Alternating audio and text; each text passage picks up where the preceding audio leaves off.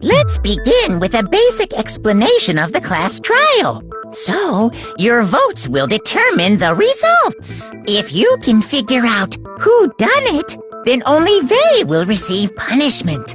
But if you pick the wrong one, then I'll punish everyone besides the blackened, and the one that deceived everyone else will graduate. Now then, to begin with... We already know who did it! Was that? It was Hiro. He does not have an alibi for when the murders took place, and we found him in that suit. Don't try and deny it! You killed them! I didn't! Someone knocked me out! I was asleep the whole time! I don't know anything about it! Shut your murdering mouth, murderer! Who are you calling a murderer? I am sorry to say, Hiro, but we do have evidence. Blueprints for the suit. Parts we assume were used to build it. And all of it was found in your room. You have to admit, the evidence is quite compelling. It points to you as having created the suit and wearing it while committing crime after crime. How many times do I have to tell you? I don't know! I don't know!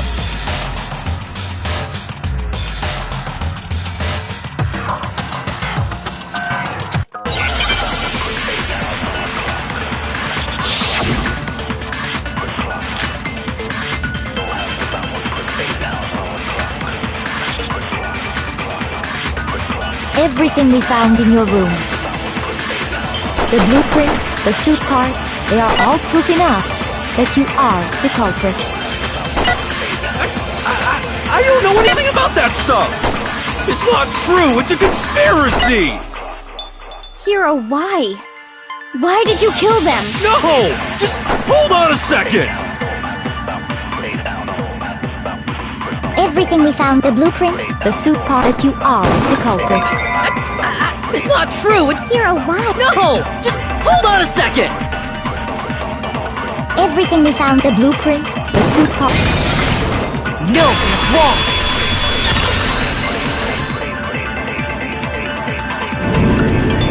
Are we sure Hiro really made those blueprints?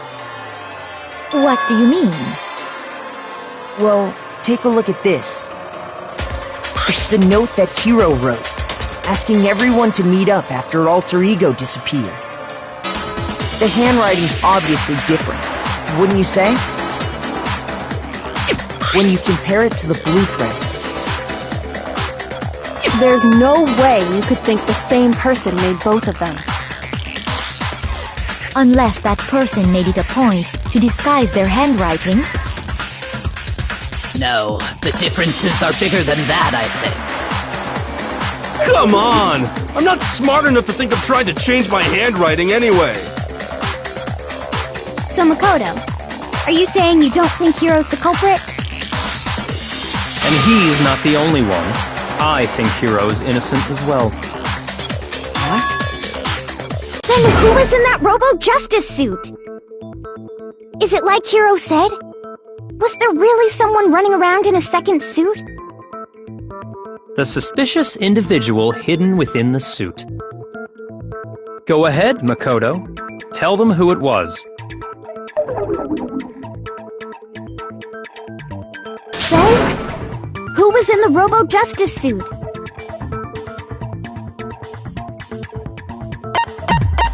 I got it! Other than Hiro, I can't think of anyone else it could have been. Obviously, he was the one in that particular suit, and we never found any kind of second suit. Then there can be no doubt.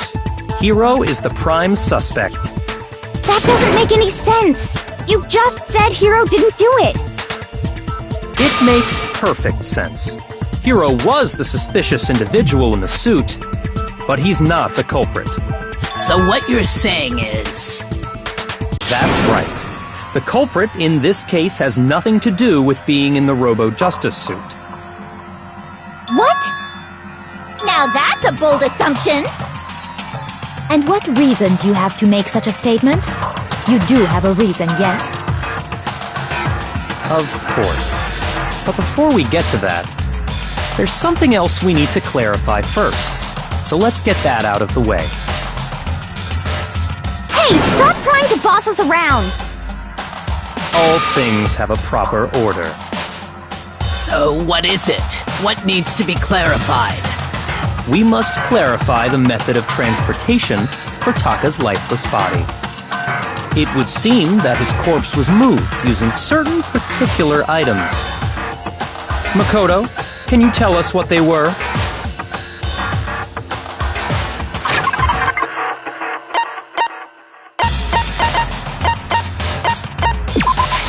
I got it!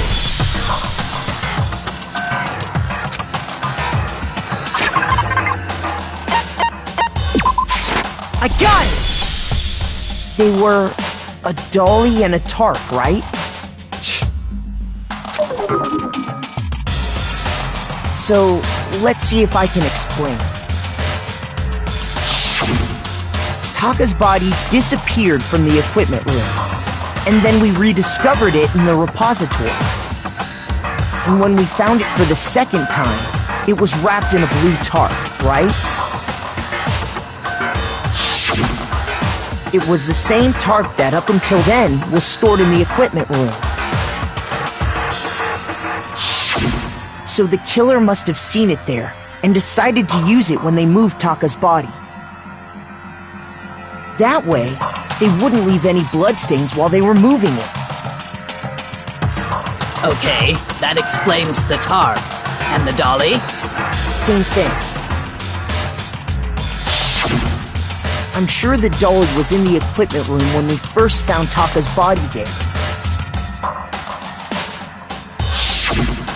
But when the body disappeared, so did the dolly. Later, when Taka's body reappeared in the repository, so did the dolly. In other words, you think they used the dolly to move the body, am I right? But are you sure you are not mistaken? Huh?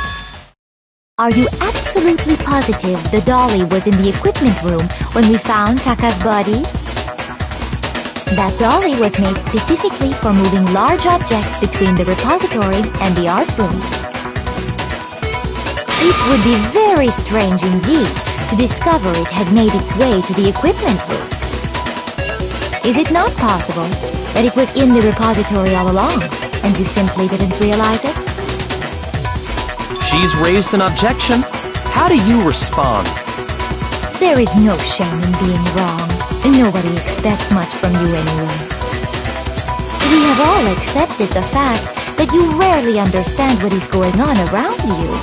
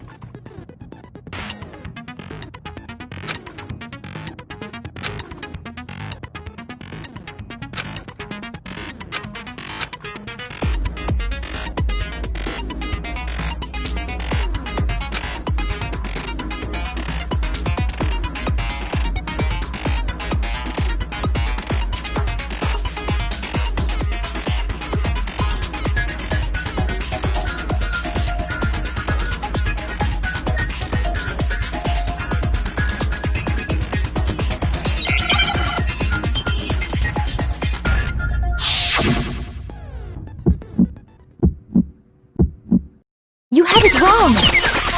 I cannot agree. You are a fool. So pathetic. Lies will get you nowhere. Do your worst. Away with you. You miserable wretch. I cannot agree. You are a fool. Lies will get you nowhere. Do your worst, you miserable wretch. You have it wrong. I cannot agree. You are a fool. So pathetic. Lies will get you nowhere. Do your worst. Away with you. You miserable wretch. I cannot agree. You are a fool. Lies will get you nowhere. Do your worst, you miserable wretch. You miserable wretch. I cannot agree. This should prove it.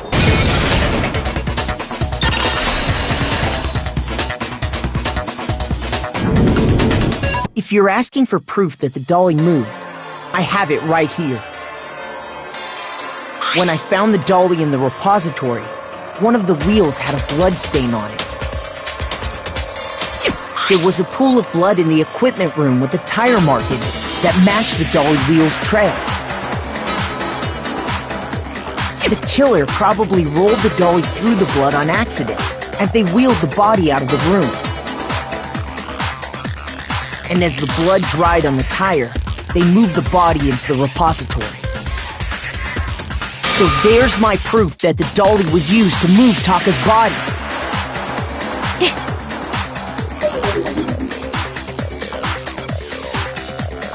Well, anyway, that was just something we had to get out of the way. Let's get back to the main subject. Yeah, the subject of how Robo-Justice didn't do it. 'Cause if it's not a killer robot, then what kind of robot is it?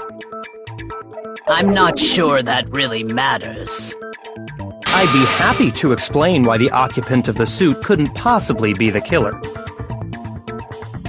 If you look back on how the body was transported, it will become immediately obvious.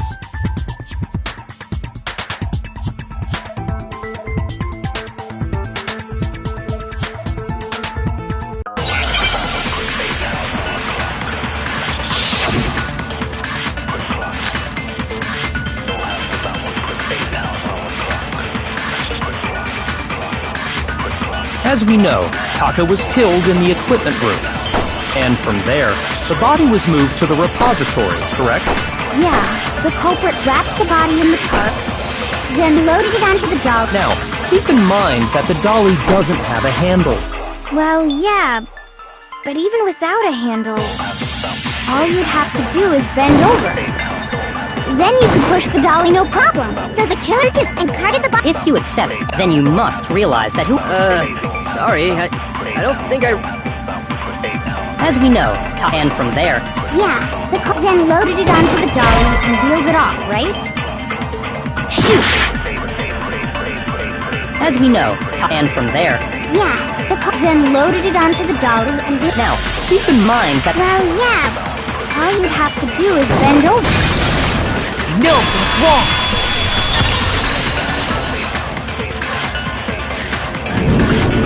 You're absolutely right that you could push it, but...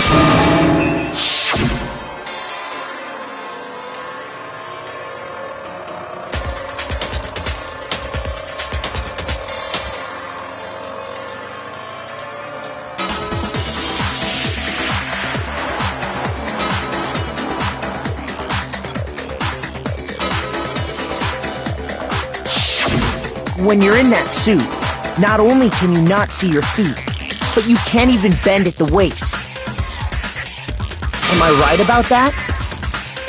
Now that you mention it, yeah.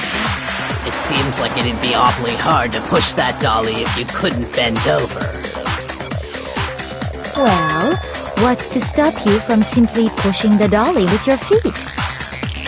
When you can't even see your feet? You really think someone could kick the dolly all that way? Yeah, it'd be totally impossible. Not that I can say for sure myself. On top of that, if you were wearing such a rigid, cumbersome suit, it's very unlikely you would have the dexterity to go about wrapping the body in a tarp. Well, I mean, isn't that just a matter of taking off the suit when you're ready to move the body?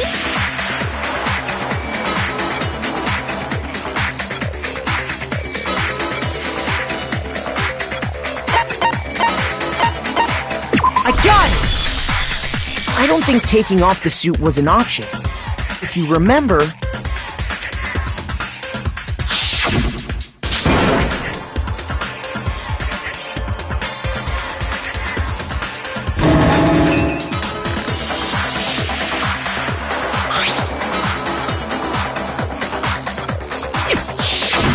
That's true. It seems impossible to put the suit on or take it off. Then... you really can't take it off by yourself? Hiro wasn't just making it up?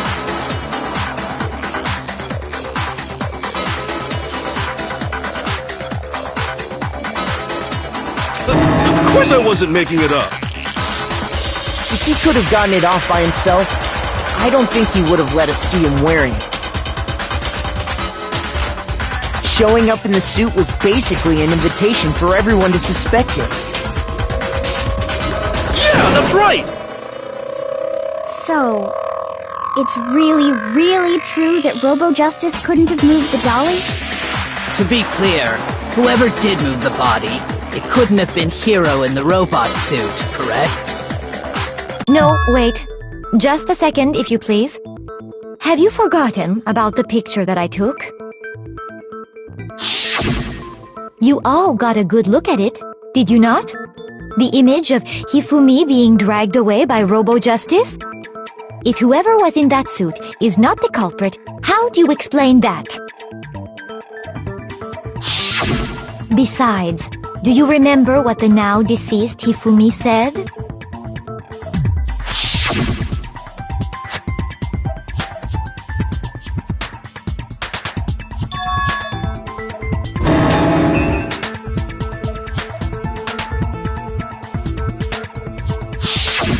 So long as those facts exist, the proper conclusion is beyond question. The individual inside the suit and the culprit are one and the same.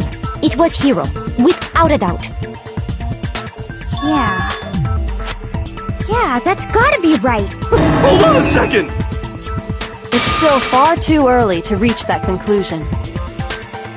Besides, there's no hurry to decide who did it.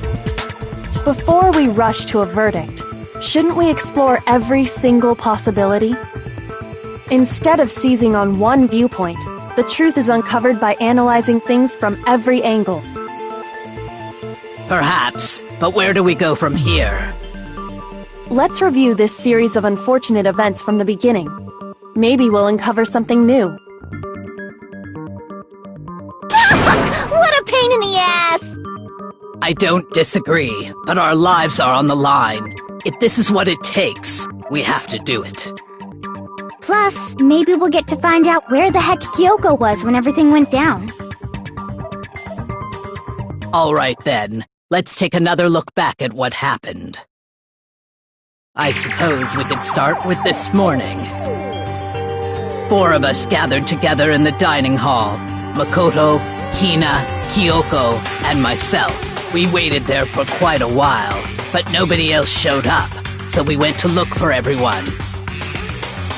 That was around 8 a.m. And as soon as we split up, Kyoko went missing. Soon after that, Hina found Celeste in the rec room and quickly came to get Makoto and me. It seems I was unconscious for about an hour after I was attacked by my mystery assailant. I know it was an hour because I remember being attacked a little after 7. That was when we saw Celeste's picture and discovered that her assailant had been wearing a strange costume. As it turns out, it was Robo-Justice. It also soon became clear that this same Robo-Justice had abducted Hifumi. We were soon joined in our search by Byakuya and Toko, and then went on to find Hifumi in the library. He was injured, so we took him to the nurse's office and resumed our search for the suspect. But not long after leaving the nurse's office...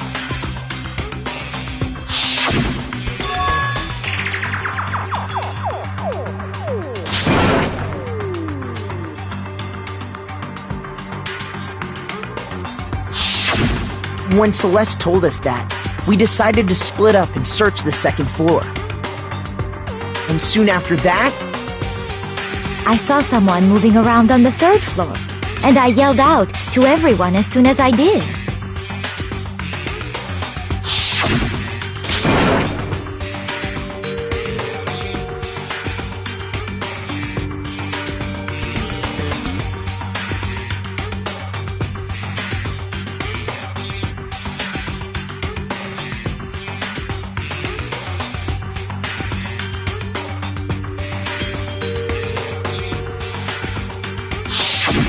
and then...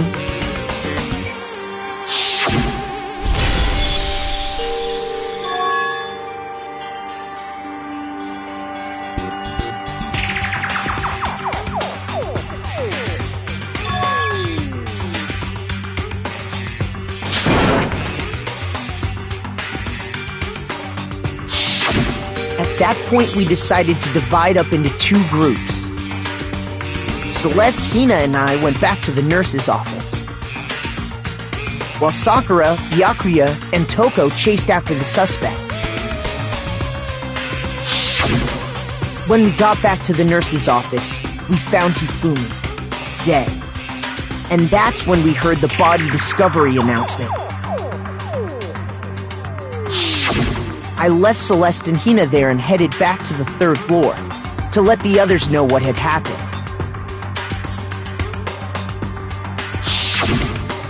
Meanwhile, we had just discovered Taka's body in the equipment room. We must have found both bodies at almost exactly the same time, because we heard the same announcement not long after we discovered his body. And that's when I told you guys about Hifumi. Then the three of us headed for the nurse's office. But right after we left the physics lab, we ran into Celeste, who'd arrived after us, and she told us something very surprising.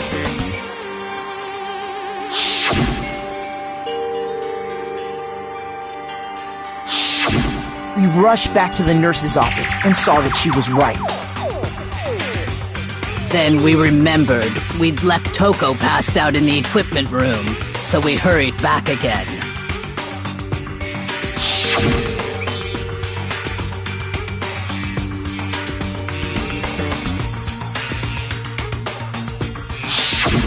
But when we got there, we discovered that now Taka's body had also gone missing. Next thing we knew, we were searching the school for two missing dead bodies. And after some time... Celeste informed us that she'd found the bodies, and we all headed to the repository, which is where we rediscovered the corpses.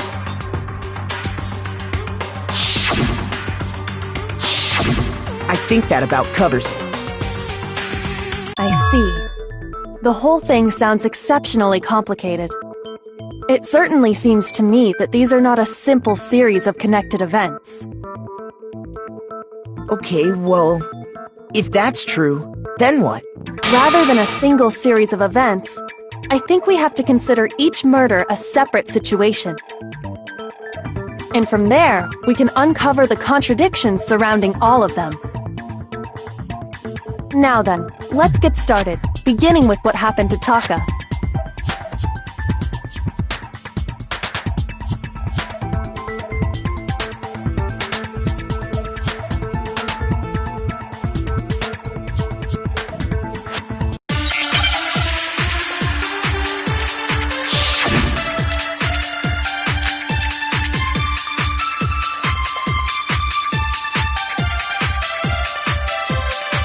So, regarding Taka's death, I wonder if he died before Hifumi, or perhaps it was after?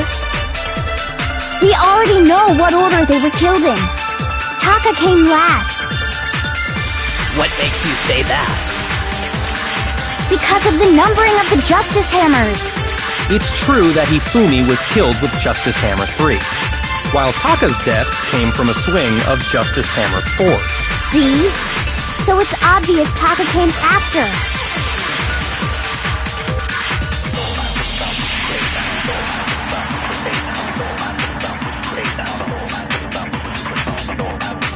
So, regarding I wonder if he died before, or perhaps it was after? We already know what order the Taka came last. What makes you say that? Because of the numbering of the Justice Hammer. It's true that Hifumi was killed while Taka's death. See? So it's obvious Taka came after. So, I wonder if he died before, perhaps it was. We already know what order they were killed in. Taka came last. What makes you say that? Because of the number. It's true that Hifumi was while Taka's death. See? So it's obvious Taka came. So, regarding Taka's, I wonder if he died before Hifumi, or perhaps it was after? We already know what order they were killed in. Shoot! So, I wonder if, or perhaps it was. We already know what Taka came last. What makes you say? Because of the numbering of the Justice. It's true that Hifumi was killed while Taka's death. See? So it's obvious Taka came.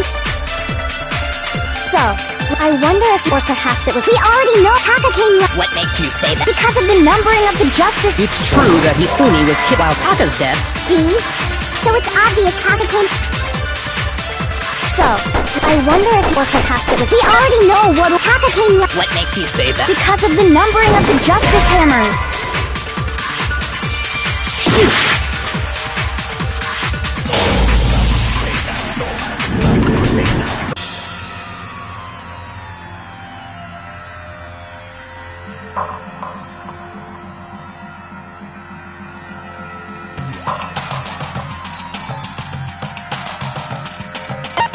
I refuse to give up yet!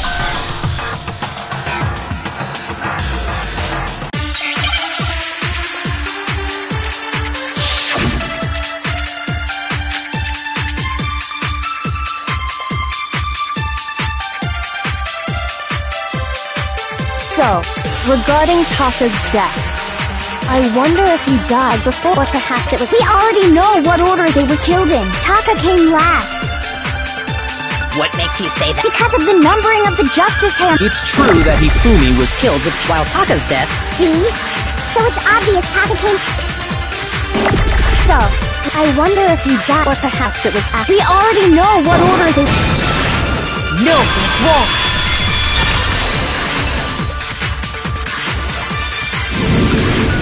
Hold on. There's no reason to assume that the hammers were used in the same order as their numbers. If anything, that's just another way the killer tried to disguise their actions.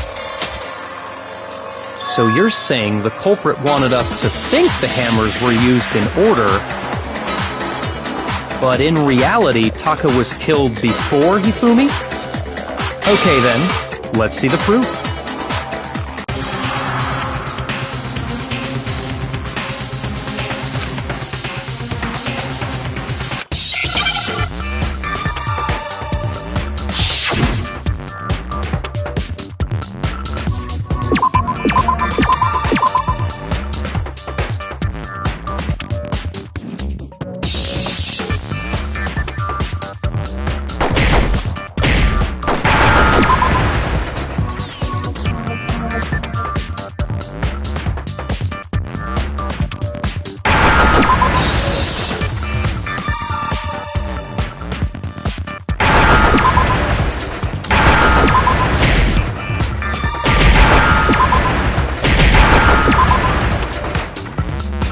Now I understand!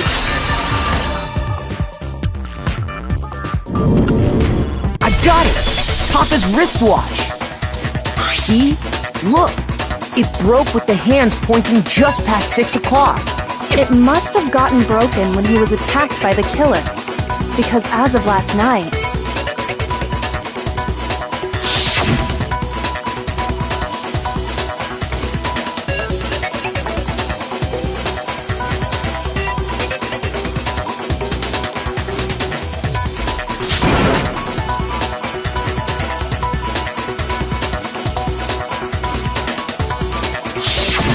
if it wasn't broken after 6 last night, then he must have been attacked around 6 this morning. And that would be his official time of death. But if that's true, then he was killed well before Hifumi. And before Celeste was attacked this morning, which happened around 7. That's right. Taka was killed before any of the other incidents took place. That simple fact slipped past all of us. We made the wrong assumption about the order of events, all because of those justice hammers. That's exactly why the culprit wrote the numbers on each hammer and had them increase in size. That way, when we saw how they were used in each incident, we'd easily make that wrong assumption. Now, if Taka was killed around 6, then everyone's alibis for his murder go out the window. Because when he was killed, we hadn't met up in the dining hall yet. That may be true in the case of Taka's murder. But all of our alibis still hold true for Hifumi's death. That's right. With him, at least, we're all safe.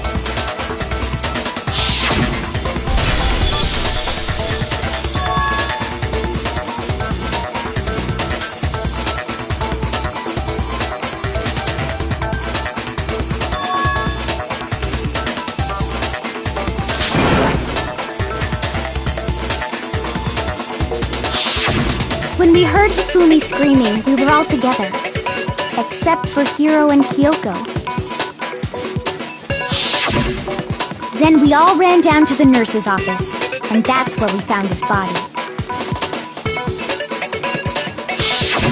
That's totally true! We're all in the clear! Oh, I know! They must have recorded him screaming on a tape or something, then played it later on! If that's true, where's the tape? I don't know. Don't just go making stuff up! Anyway, we all have rock-solid alibis for when we heard Hifumi scream. Since all of us were there together, clearly none of us could have killed him. And it does not stop there. There was also the moment when we discovered his body had disappeared. When his body vanished from the nurse's office, Hina and I were in the bathroom together, while everyone else was in the equipment room, correct? And then there's the disappearance of Taka's body from the equipment room. At that time, we were all gathered together in the nurse's office because of Hifumi going missing. Well, don't forget, I was passed out in the equipment room the whole time! Wait, then what if Genocide Jill did it? She could have dragged Taka's body out of there right then! Even if she could pull that off, there's no way she could have done the same with Hifumi's body. Because, as we just established, she was passed out in the equipment room when his body disappeared. Besides, I didn't do either of them anyway! In other words, it is impossible that any of us could have killed Hifumi or moved either of their bodies. On the other hand, Hiro and Kyoko had disappeared, so they most certainly could have done those things. So what now, Kyoko? For now, we can't get fixated on who did it, or we'll just keep going around in circles. So instead of who, I propose we start talking about how. In particular, I think we need to figure out how Hifumi's body got moved. That's true. We searched everywhere, but we couldn't figure out how to explain his body disappearing. And according to what Celeste said,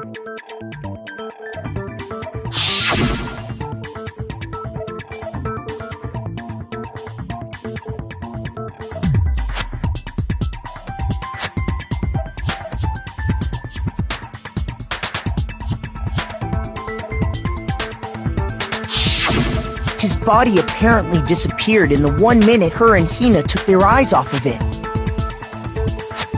But to carry that much weight from the first floor up to the 3rd in that short amount of time? Oh man, yeah! There's no way! It'd be impossible! Well, what if I told you there was a way to make the impossible possible? What? How? If the dead body were to move itself. The dead body moved on its own? No! Not another... ghost! I don't think it has anything to do with the occult. I think what she's implying is... we thought Hifumi was dead, but perhaps in reality he was still alive. He was... alive? Are you saying Hifumi wasn't carried out of the nurse's office, but simply walked out on his own? But I mean, we found his body.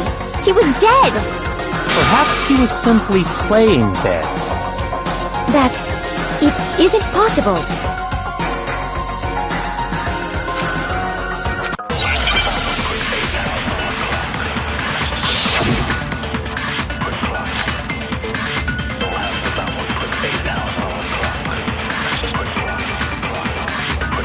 Are you saying that when we first found Hifumi in the nurse's office, there's a chance he was actually still alive? No, it is impossible. Hifumi was dead, without a doubt. And you know that how? Surely you heard the body discovery announcement along with the rest of us. Hifumi's dead body had been found.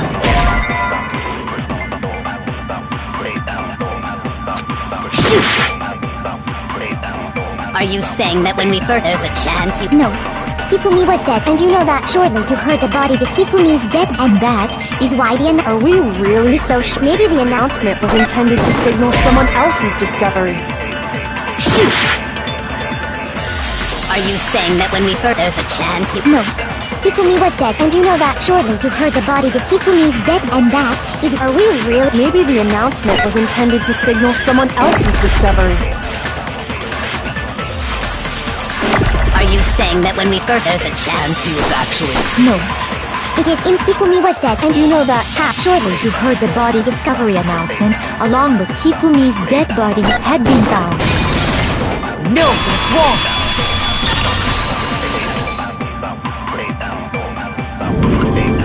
Was the body discovery announcement that was made really intended for Hifumi? Of course it was. The announcement played right after we discovered his body. Maybe. But that was also the same time that Taka's body was found. That's right. It wasn't long after finding his body that we heard the announcement. So there's a good chance we've made a mistake in there somewhere. I think we've confused whether the announcement was for Hifumi or Taka. First of all, if two bodies had been found, there really should have been two announcements. Maybe Monokuma simply got lazy and rolled them together into one. What do you say, Monokuma? Any comment? Well, it's a very sensitive issue, so I can't go into too much detail. But what I can say about the body discovery announcement is that it's only broadcast when 3 or more people find a dead body for the first time. That didn't answer our question, man. We're asking if you're a lazy bum. No, actually, that was plenty. He said it's only broadcast when a body is discovered for the first time, which means even if we find the same body again later, he won't make the announcement again. If that's true, then why was the announcement made again later on? Huh? Later on? Exactly. We heard the body discovery announcement twice.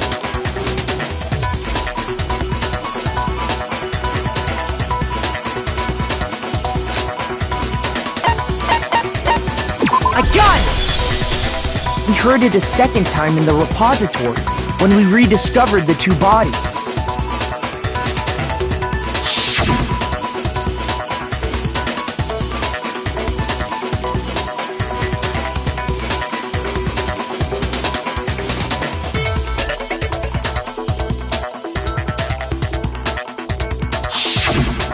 didn't seem weird at the time, but it contradicts what Monokuma just told us, doesn't it?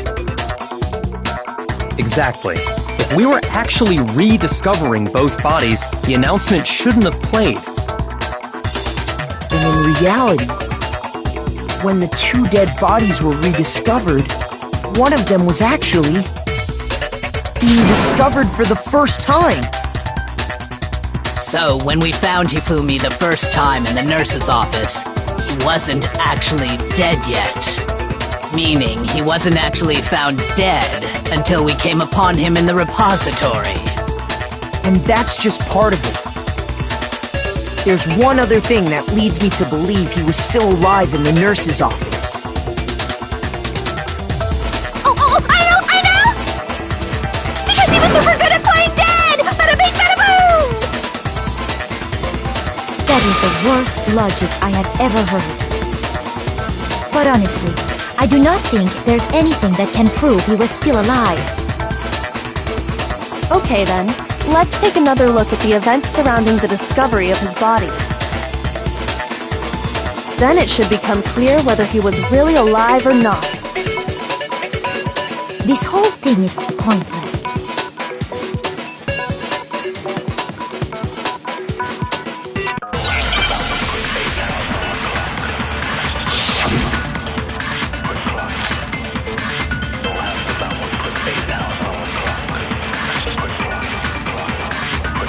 Well, here's one thing we do know.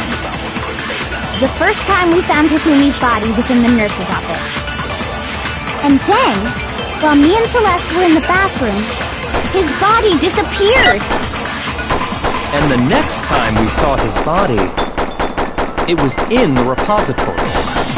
But when you compare his body before being moved and his body after being moved, other than the change in how it was positioned,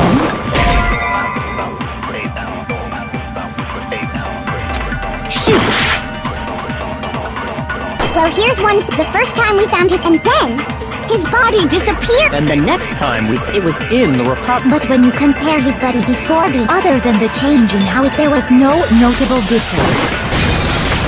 No, that's wrong!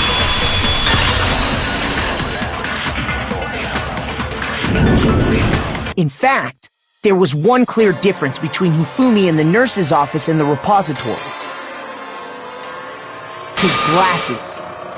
That fact alone proves that he was only playing dead in the beginning. Perhaps you'd like to fill the rest of us in? When we found Hifumi in the nurse's office, his glasses were covered with blood. But when we found him again later in the repository, they were spotless. And I found the item he used to wipe them clean in the nurse's office trash can.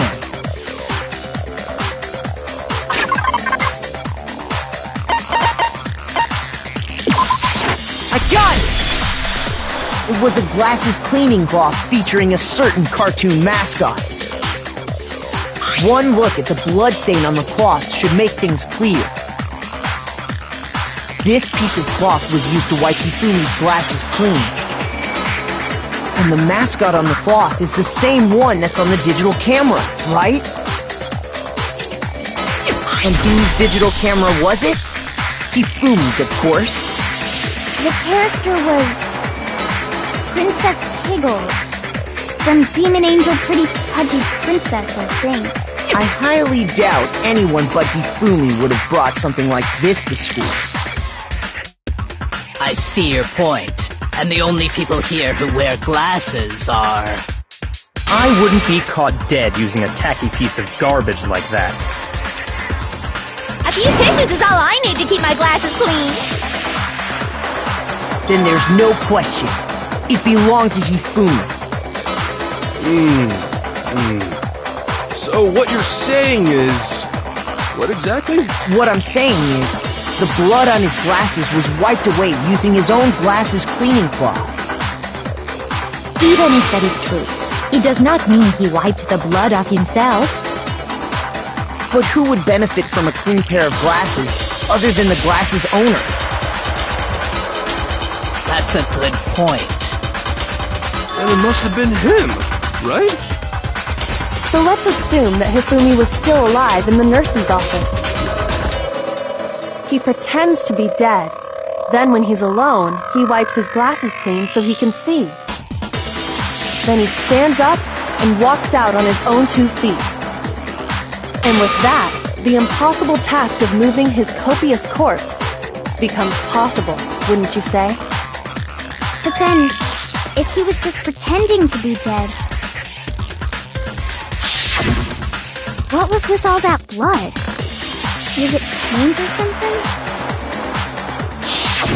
The fridge in the nurse's office contains packs of blood for emergencies.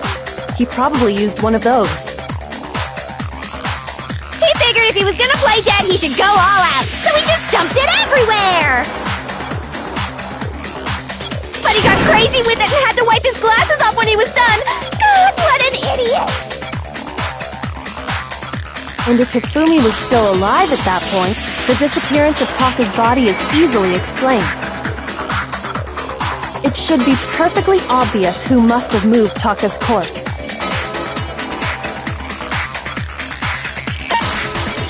I got it!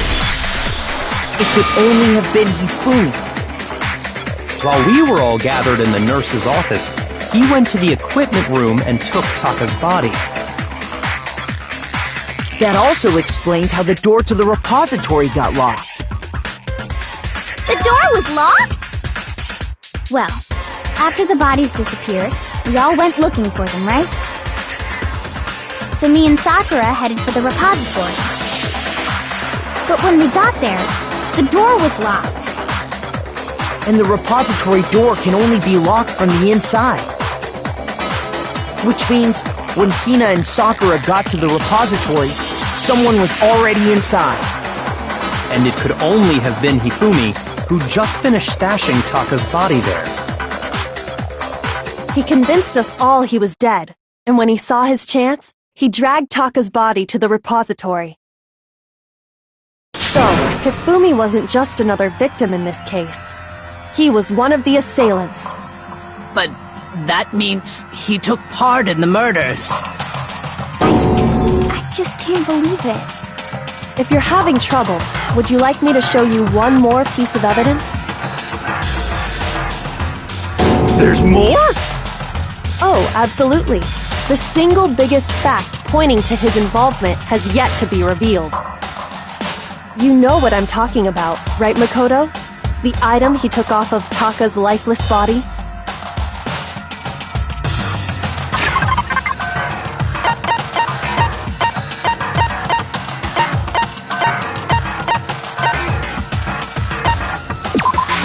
I got it! You're talking about the note Hifumi had hidden away, aren't you? Hidden note? That's right. We found it stuffed in his pants. What? In his pants? Yes, his pants. Okay, well, forget about the pants for now. Take a look at what the note says.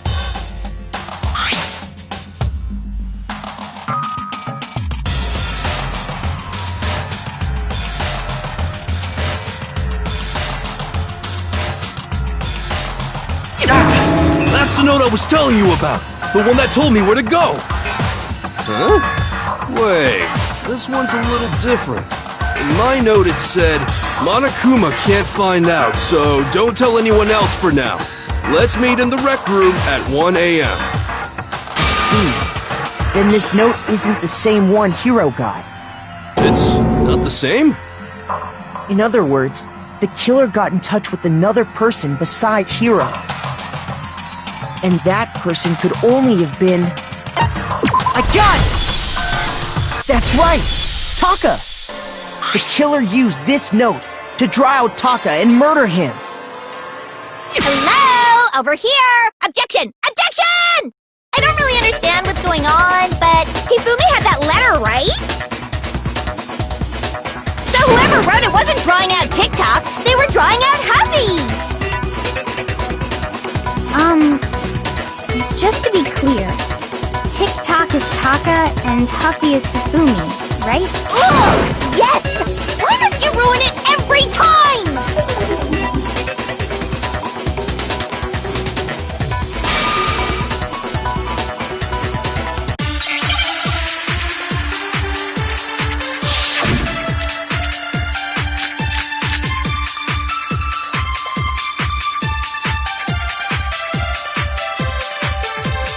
Puppy had the note, right?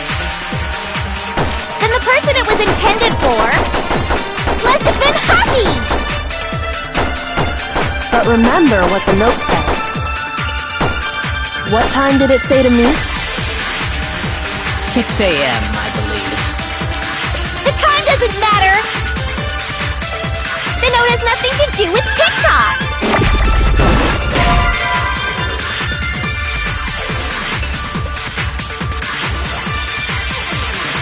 Shoot!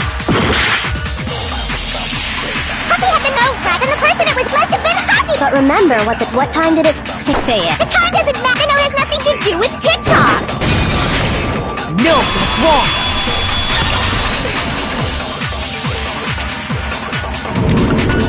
No!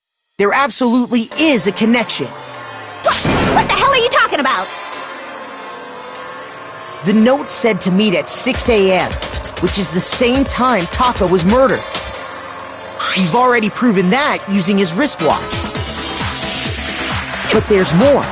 Look where the note says to meet. The equipment room, right? Which is where Taka was killed. I see.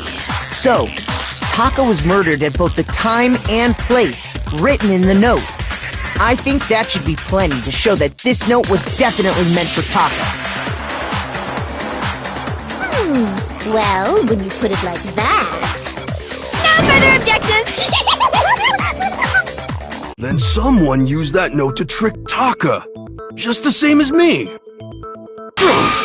The culprit really is a cold-blooded monster. Telling people they found a way out. But if they gave the note to Taka, what was Hifumi doing with it? Stuffed down his pants, no less! Most likely, Hifumi stole it off Taka's corpse after he died. Huh? He stole it? Where's your proof? Go ahead, show us.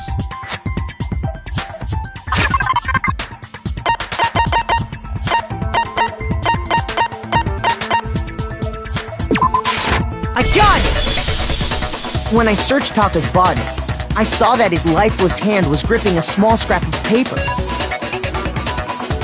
If I'm right about this, I knew it! It fits perfectly with the note we found hidden on Hifumi. Then Taka's scrap and Hifumi's note. Yup, they're from the same piece of paper. Hifumi had the note meant for Taka, while Taka's corpse still grasped a small piece of that note. There's only one way to explain it. Taka died clutching the note. Hifumi tried to free the note from his death grip, leaving behind only one small scrap. Did I get all that right?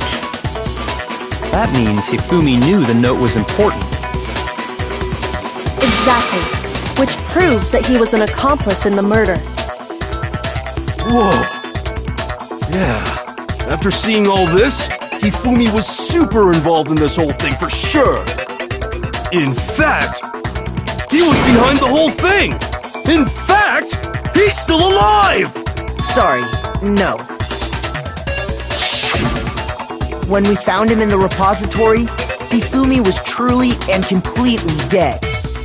The second body discovery announcement proves that. So then, who killed Hifumi? Whoever did is the mastermind, the true killer. He was killed in the repository, so he must have been killed not long after transporting Taka's body. So, he must have been killed after Taka's body vanished, but before we found both bodies in the repository. During that time, we'd all split up and were searching for Taka's missing body. In other words, during that time, none of us have alibis. Wait, but me and Sakura were together. Stop Trying to steal the spotlight, you stupid walrus! Who are you calling a walrus? Anyway, when they were killed bothers me too. But there's something that's been bothering me even more. And what might that be? The weapon they used to kill Hifumi! The weapon? Yeah, because I mean, according to the Monokuma file, the way Taka and Hifumi were killed was almost the same, with them having similar fractures and all. But Justice Hammer 3 and 4 were still laying around in the nurse's office and equipment room, right? So if Hifumi was killed in the repository, the culprit would have had to grab one of the hammers, kill Hifumi, then put the hammer back where they found it. But wouldn't that be seriously risky for him? I'm surprised. It seems there's some semblance of a brain knocking around that skull of yours after all. Hell yeah! It's packed in there good and tight. He's right, though. I don't understand it either. The Monokuma file makes it clear that they were killed using similar instruments. But if the hammers were already laying around those other rooms... So the question is, how could the culprit have gotten their hands on either of the hammers? Personally, I haven't a clue. So which hammer was used to attack Celeste? Number 1 or number 2? Those were accounted for in other rooms too. And I don't think either one is big enough to kill someone.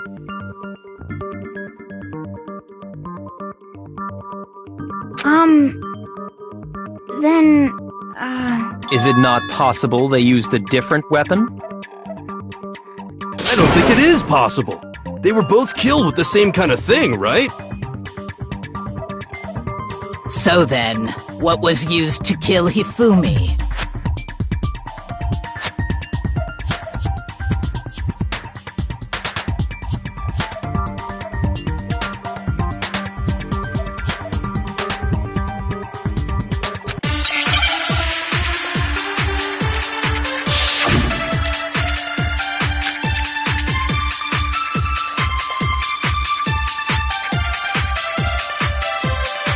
What was used to kill Hifumi?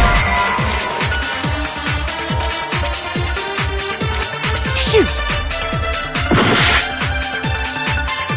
What was used? Was it maybe just as Well, there's one. How was the culprit able to... How did nobody witness them?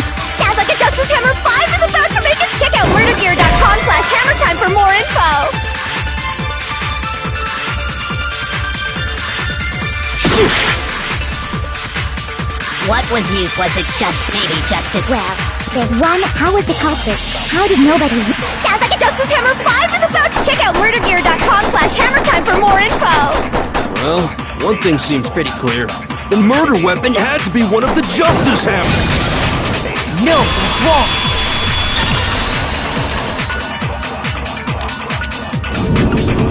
The murder weapon wasn't a Justice Hammer at all. No, it was something completely different. But, seriously? A different weapon? Specifically, a hammer from the repository. The killer could have easily used that to kill Hifumi. Now, all the hammers in the repository were covered in flecks of grit and debris. But for some reason, one of them had been scrubbed clean. Huh? And the reason it had been scrubbed clean was most likely because it was used to commit murder. If the hammer got covered in Hifumi's blood, of course they'd have to clean it off. I'd also like to point out that the repository has all kinds of hammers. Big ones, small ones, and even some flat mallet-like ones. I think whoever made the Justice Hammers used those as a basis for their design. If that's true, that would explain the Monokuma file's note about the wounds being similar. So Hifumi moved Taka's body to the repository, where someone then used a hammer to kill him. Whoever did that is the true killer. The one Hifumi was working with. And the one who betrayed him. Hold on a moment. I still think it's strange to assume someone was working together with him. The way the graduation rule works, there is no benefit to helping someone else carry out a murder. So the idea that anyone would work together like that is simply ludicrous. We talked about this, did we not?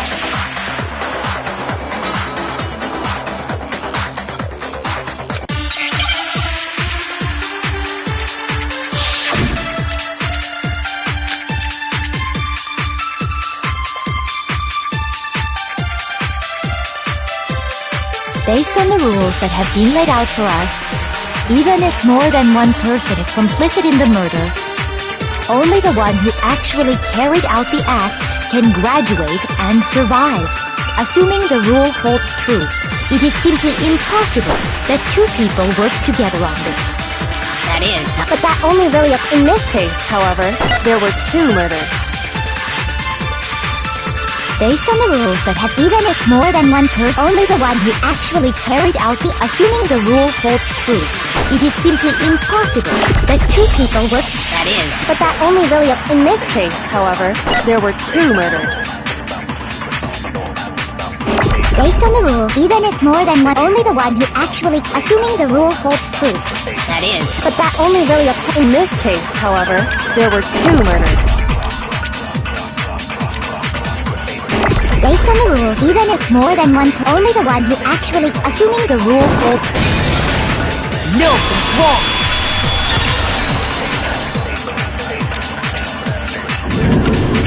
Since there were two murders, it's at least plausible that more than one person was involved. What do you mean? If there'd only been one murder, then yes, the idea of an accomplice isn't really worth considering. Naturally, if only one person can be saved per murder, an accomplice has no risk versus reward benefit. Risk versus reward benefit? The payoff for working together. The reward that balances out the risk of taking part in a scheme. There's no point in being someone's accomplice if there's no benefit to you. However, if there were some potential mutual reward for the risk, then cooperation becomes possible. You're saying that two people could act as each other's accomplices to commit two separate murders. I think that's what the true killer told Hifumi. They would each have an accomplice for their crime.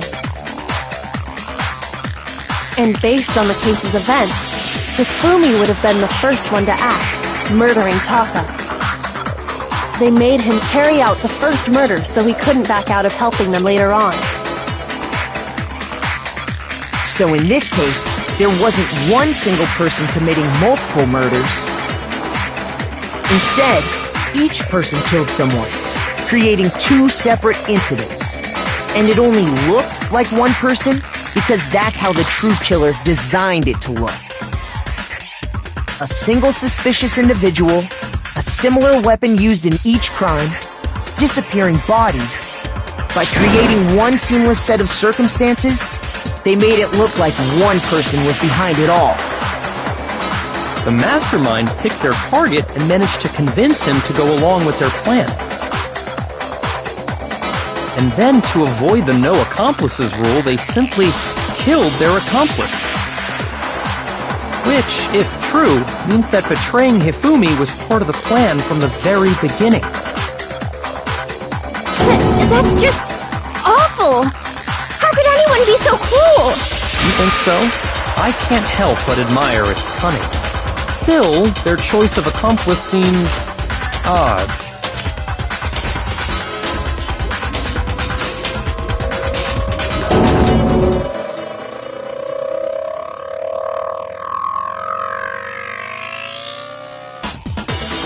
I understand how an accomplice could be involved, but then who was the one pulling Hifumi's strings?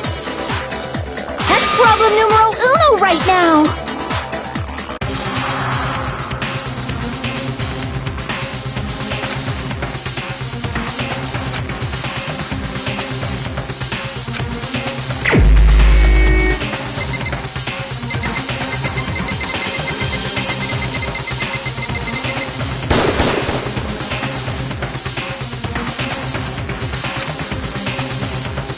Shoot!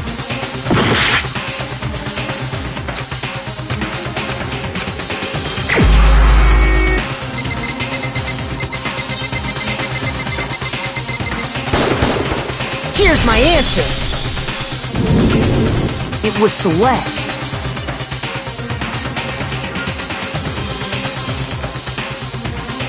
Ah, so I'm the suspicious individual now, am I? I really do hate this kind of joke. A joke? I wonder. So what you are saying, then, is that I specifically chose to work together with Hifumi. The idea that I would choose to spend any amount of time interacting with him, that I would go within 10 feet of that shit-for-brain-fat, lazy, worthless goddamn idiot! Pardonnez-moi. Just to be clear, there is evidence to support it. Is that so? It is. Throughout the investigation, there was certain behavior that was common only to the two of you. Considering what we've learned so far, it only further proves that the two of you were working together.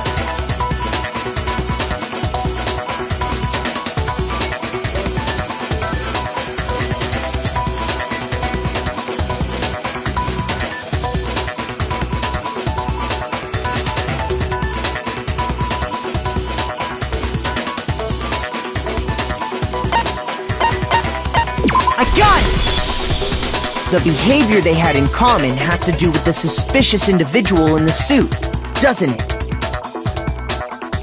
The only ones who ever actually saw Robo-Justice firsthand were Celeste and Hifumi.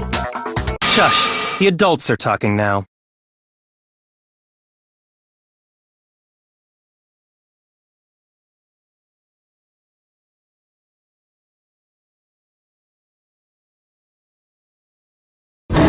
Sorry. As he said, only Celeste and Hifumi ever laid eyes on the costumed individual. If we accept that Hifumi was one of the culprits, we can't help but suspect what Celeste has said as well. Are you saying everything they told us was a lie? After taking Hifumi to the nurse's office, we all began our search for this individual, correct? And not too long after that, do you remember what Celeste said?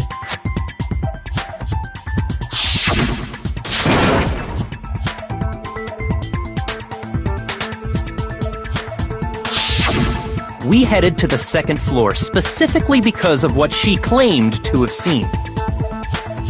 Next, to draw us all to the physics lab up on the third floor, She let out a blood-curdling scream.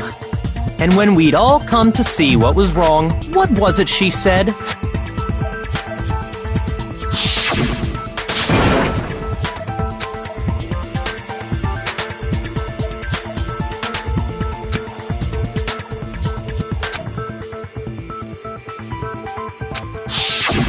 Once she'd done her job of getting us all up to the physics lab, it was time for her partner to get to work.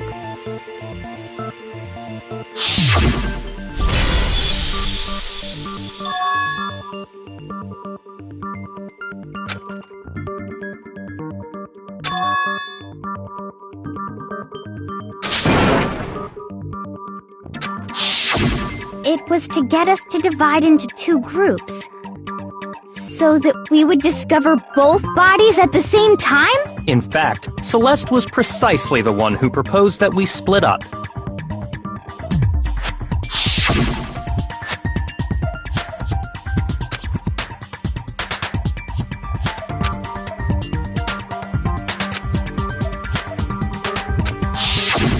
Well, if Celeste and Hifumi were working together, all those chance events suddenly become connected.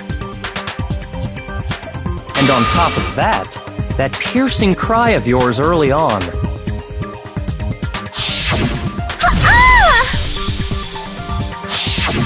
That was to signal Hifumi, wasn't it? It was your way of telling him, we're on the third floor, everything's going according to plan.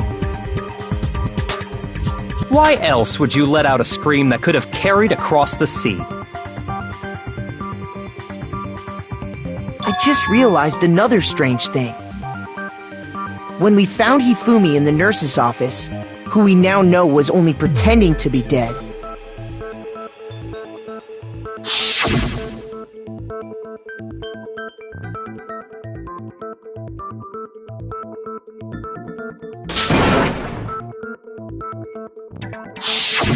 Celeste, you were the first one to say he'd been murdered. You wanted to make sure we wouldn't have any doubt in our minds. I don't believe it! Everything, the whole thing was one big act!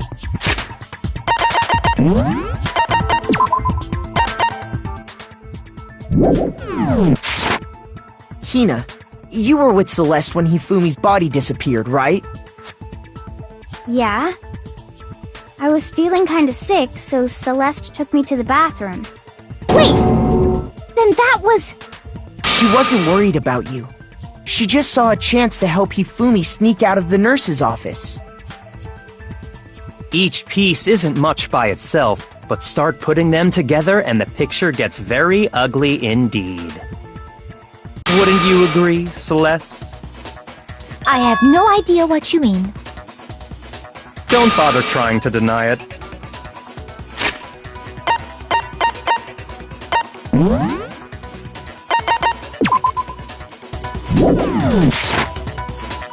You made one fatal mistake. Oh, did I? I didn't even catch it myself when you first said it, but looking back, I can say that that one little slip-up was your undoing. What are you talking about? I'm talking about what you said after Hifumi's body disappeared and we returned to the nurse's office.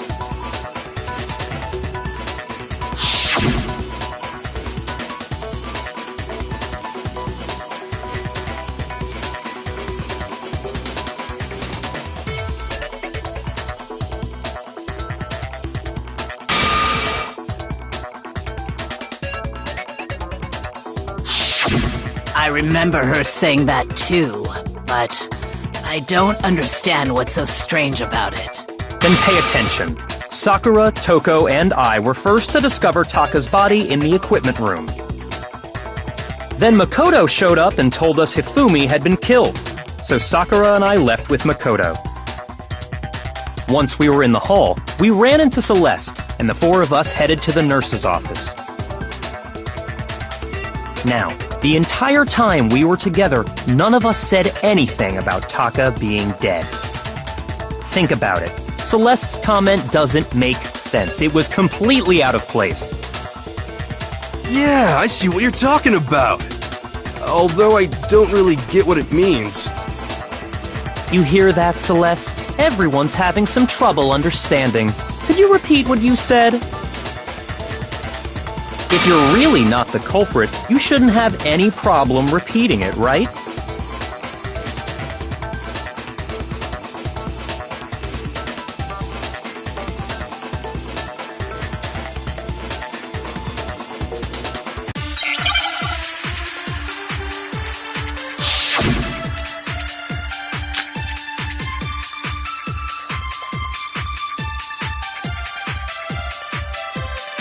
All I said was, they must really be enjoying this. Enjoying the sight of us standing around, frightened and confused. They must be positively elated. We are all going to die here. We are going to die, just like those guys died. And that is all I said. And that's all it takes to finish this. It's obvious, isn't it? What was so strange about Celeste's comment?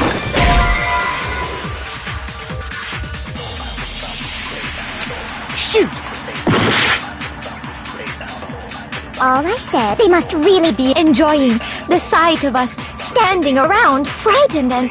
They must be positively... We are all going to die here. We are going to die. Just and that is all And that's all it takes. What was so strange about Celeste's comment? All I said was, they must really be enjoying the sight of us standing around. They must be positive. We are all going to die here. We are going to die. Just like those guys died. And that is all. And that's all it takes to... What was so strange about Celeste's comment? Shoot!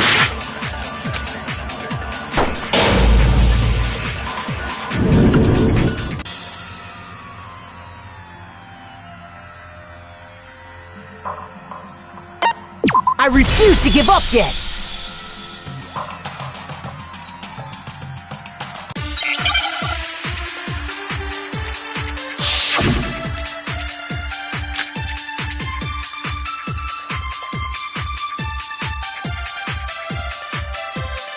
All I said was, they must really be enjoying the sight of us standing around, frightened, and they must be positive. We are all going to die here. We are going to die. Just like those. and that is all I said. And that's all it takes. What was so strange about Celeste's comment? All I said, they must really enjoying the sight of us. They must be. We are going to die. Just like those guys. And that is all. And that's all it takes. What was so strange about Celeste's comment? All I said, they must really enjoying the sight of us standing around. They must be positively elated. We are all going to die here. We are going to die. Just like those guys died. Shoot! All I said, they must really enjoying the sight of us. They must be. We are going to die. And that is all. And that's all it takes. What was so strange about Celeste's comment? All I said, they must really enjoying the sight of us. They must be positively elated. We are all going to die here. We are going to die. And that is all I said. And that's all it takes to finish this. It's what was so strange about Celeste's comment? All I said, they must really enjoying the sight of us. They must be. We are all going to die here. We are going to die. Just like. No, that's wrong!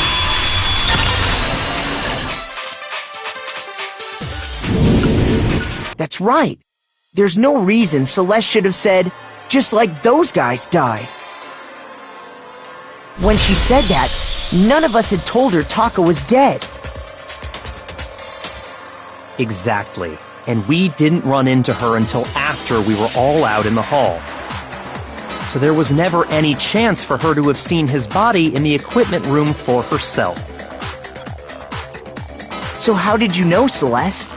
How did you know more than one person had been killed? And how did you know they were both guys? Because Kyoko had also disappeared, right? So she could have been dead too.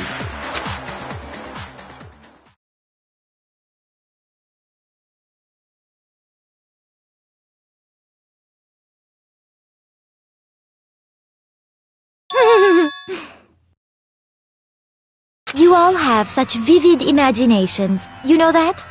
Imaginations? You claim that I was lying when I told you about the suspicious person I saw. Then what about the picture I took? How do you explain this picture of the costumed villain dragging Hifumi away? It has to be some kind of setup, right? So let's put the suit on, and then she used the camera's timer to set up the picture. Have you so quickly forgotten? You are the only one who could have possibly fit into that suit. Plus, I happen to know that this particular camera does not have a timer. In other words, it is an unassailable fact that this is a picture of Hifumi being dragged away. If everything I told you was a lie, how can this picture exist? Simple.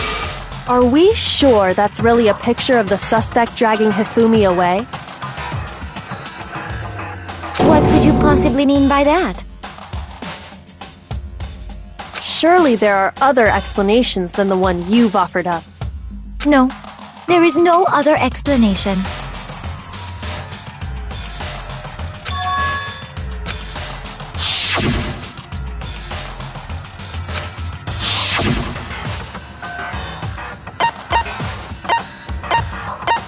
I It's not a picture of the suspect dragging Hifumi away.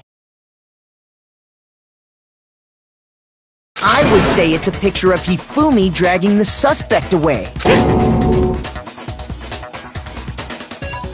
That's certainly within the realm of possibility. The one being dragged off in that picture isn't Hifumi, but the person in the robot suit. We've simply been led to believe that it's the other way around. And the strange costume might only exist to lead us astray even farther. If you saw someone wearing something like that in this situation, of course you'd notice and be suspicious. That's what happened! You put me to sleep and made me out to be the bad guy in all this!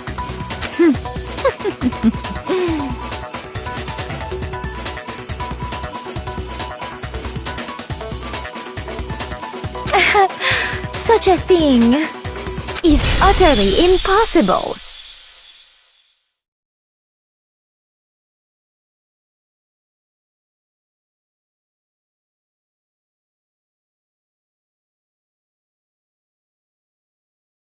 Hifumi was dragging him away? Ridiculous. Is it? I don't think it's ridiculous at all. Then shut your mouth and allow me to educate you.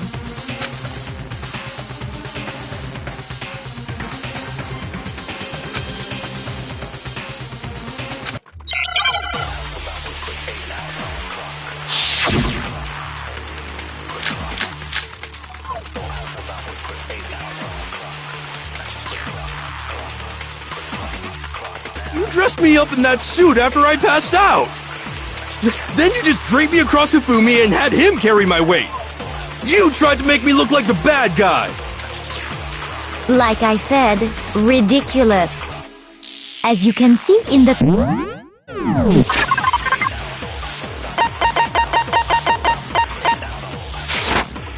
The suspect is standing perfectly upright. If the person inside the suit was unconscious, there's no way they could stand up straight like that.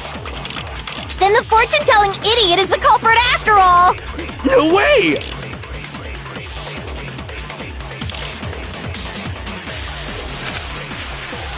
You dressed me up in that suit after I passed out! Then you just draped me across Hifumi and had him carry my weight!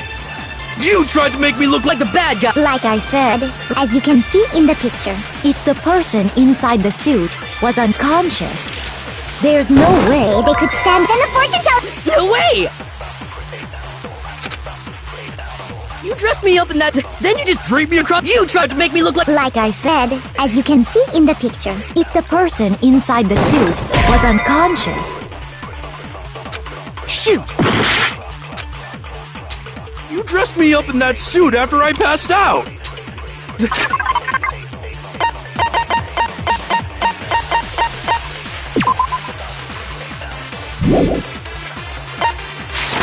Then you just draped me across Hifumi and had him... You tried to make me look... Like I said, as you can see in the picture, if the person inside the suit, there's no way they could stand up straight like that. Shoot!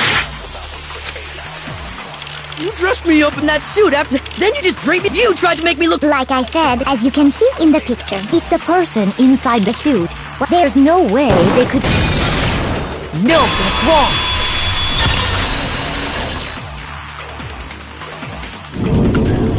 No. Even if the person inside the suit were unconscious, they could still stand up like that.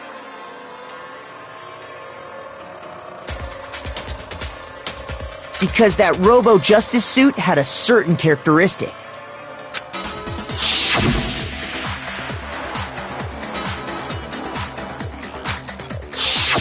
That's right! They totally made a mistake when they made it, so it couldn't bend at the waist. I'm not so sure that was a mistake. I think the suit was designed from the beginning to be used the way it was. Celeste and Hifumi took the suit they'd specially designed and stuffed Hiro into it. That's how they were able to fake that whole thing. The point of it all was to make us believe whoever was in the suit was to blame. Well then, I suppose this is checkmate. Checkmate?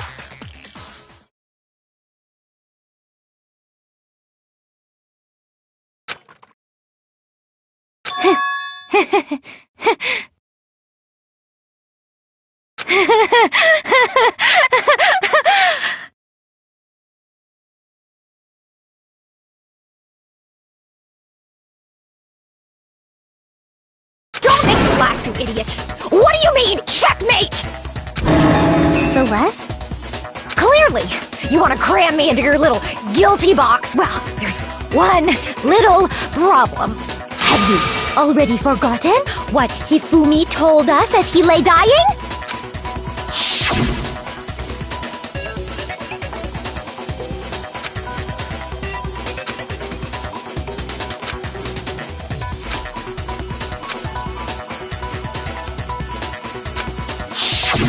When we asked him who had attacked him, his answer was quite clear, was it not?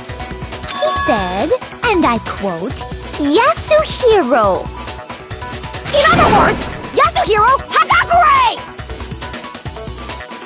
Right! But my name isn't really Yasuhiro! It's actually Taro! Your confusing statements don't make any sense. You're only making things more complicated. He did say Yasuhiro, but are we sure he was really pointing the finger at Hiro? What the hell are you talking about? I'll burn you alive! Kyoko, what do you mean by that? Think back to how Hifumi used to talk to us. How did he refer to each of us? I got it! That's right! Our last names! He called us all by our last names! Exactly. I know I heard him say Mr. Naegi more than once, for example. So if Hifumi did mean to say Hiro's name, he would have said his last name, Hagakure. I'm sure it was just incidental. By chance, his first name. Indecent? Don't talk. Random chance. Now isn't that a convenient explanation? No, there's no reason to think he would have said the name any different than normal. But he must have run out of energy before he could say any more. So Hifumi was trying to tell us the last name of whoever killed him?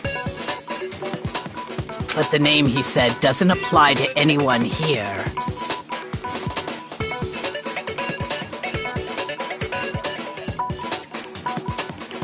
Well, no. Hold on. There's one person it could apply to. And that's Celeste. She never actually told us what her real name is.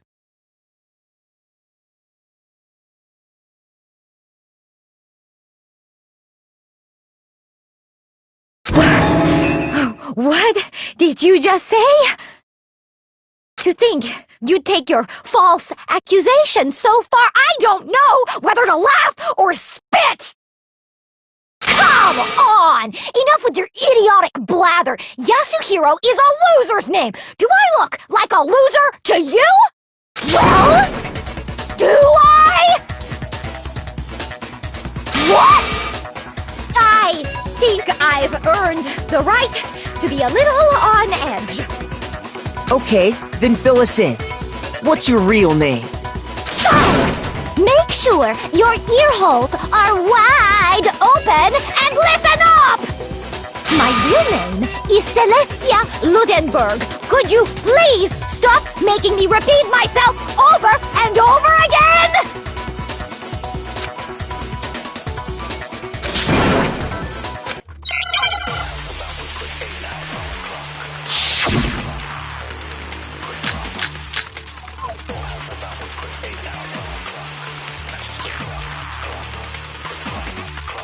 Hifumi was trying to tell us something. He wanted us to know the killer's last name, Yasuhiro. If there's one person here who might have that last name, It would have to be you, Celeste. You haven't told anyone what your real name is. How many times do I have to tell you? My name... Celeste Ludenberg! God damn it! How long do you plan to go on pretending? I'm not pretending. It's the truth. And since you have no way to contradict me, that's the only truth there is! Moron! Hifumi he wanted us to know the killer. If there's one person... It would have to be you, Celeste. You haven't told anyone what your real name... How many times do I have to tell you? My name is... Celeste Ludenberg! God damn it!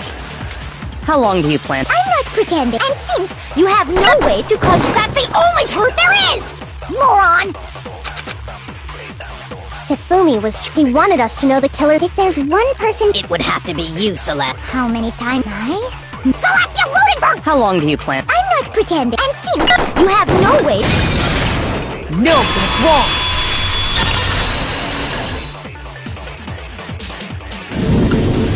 That's it!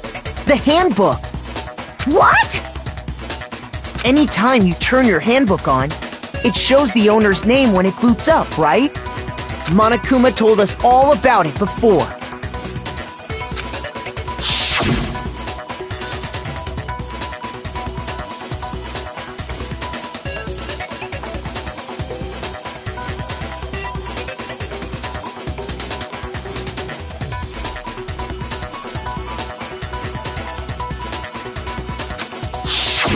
So all we have to do is check her handbook, and that'll clear up everything.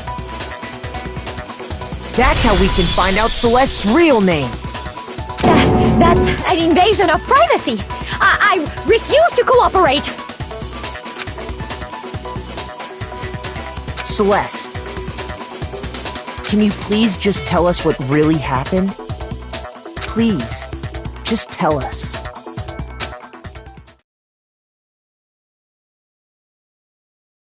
Even when I'm put in check, it's just my nature not to give up. Because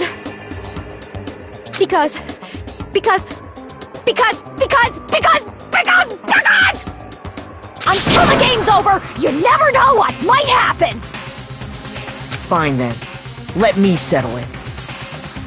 Let me go over the case again, from the beginning, and shed light on all your crimes. And that'll bring everything to an end.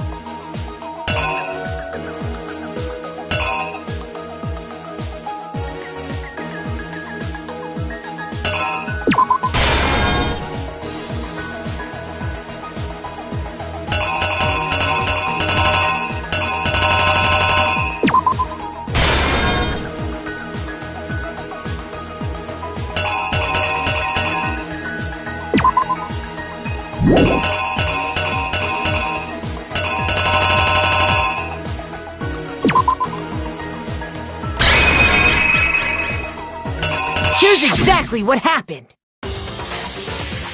Before anything, the killer persuaded someone to help carry out the murder. And that person was...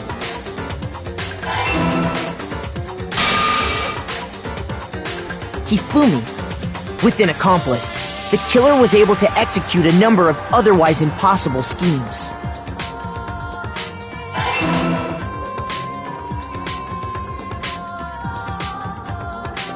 First, they convinced someone to meet them in the rec room last night at 1 in the morning.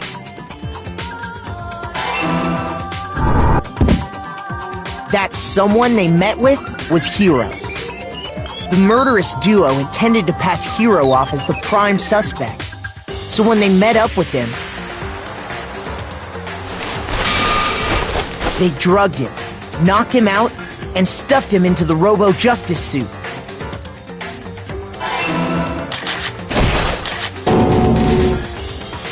Next, Hifumi positioned himself to make it look like Robo-Justice was attacking him, while the killer used a digital camera to take pictures of the assault. They did all this just to create evidence that would put the suspicion on Hiro. When they were done with him, they shoved him, still unconscious, into the pool room locker.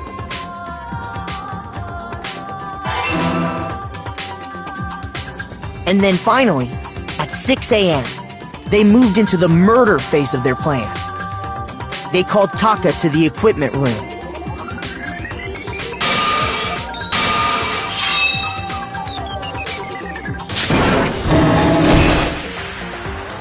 And that's where Hifumi killed him, making it the scene of the first murder.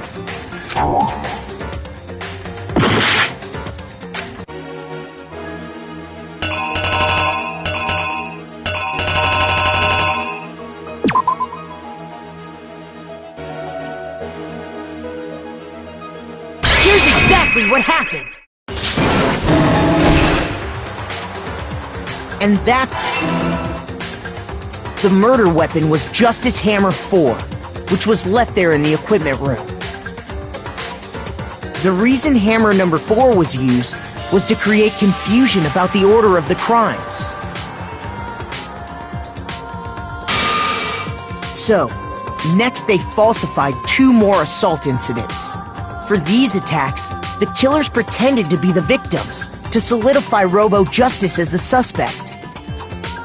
The first fake incident was the attack in the rec room.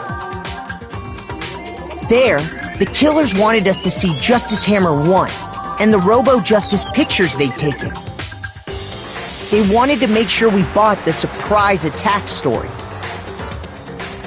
The second fake incident was the attack in the library. This time, they planted Justice Hammer 2 and an injured Hifumi to sell us that story. With these 2 incidents, the killers were able to create a certain preconception in our minds that the suspect was increasing the size of the hammers and attacking people in order as they did. We fell right into their trap and started looking for the suspect based on that, but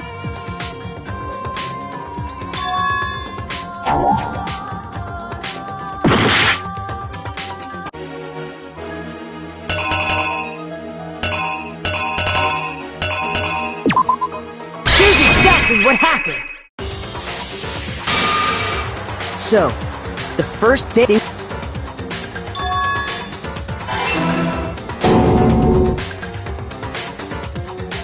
While we did that, we left Hifumi alone in the nurse's office. This was exactly what Hifumi was hoping for.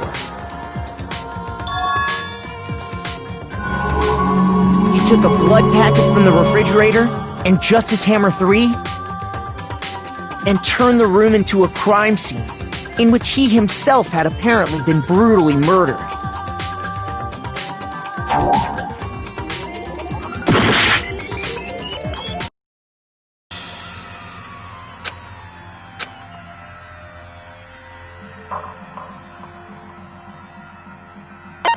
I refuse to give up yet!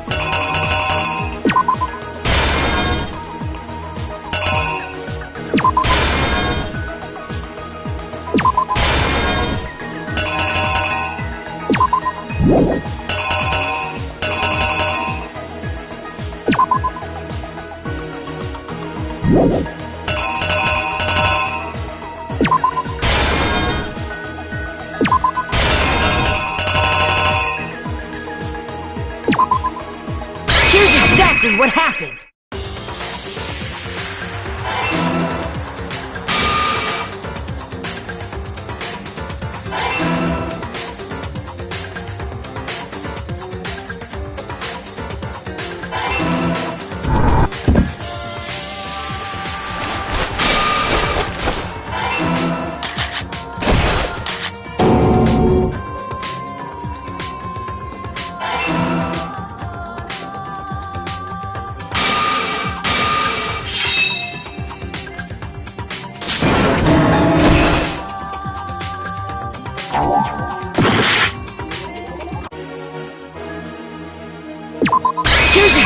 What happened?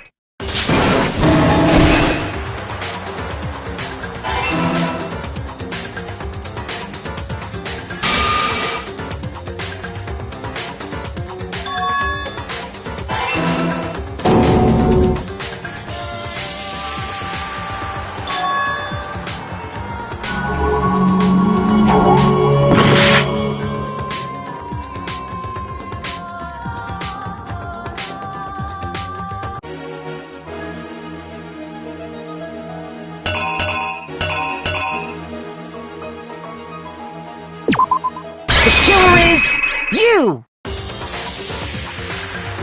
While we did it,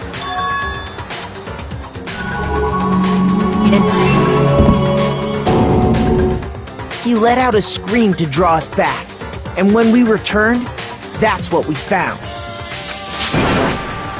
Meanwhile, the other group that had been out searching found Taka's body at the same time. So when we heard the body discovery announcement, we naturally assumed it was for Hifumi.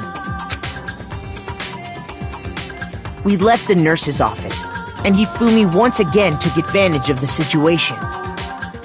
He simply got up and made his escape. When we learned his body had disappeared, we all rushed back to the nurse's office. And once again, Hifumi had the chance he was waiting for. This time,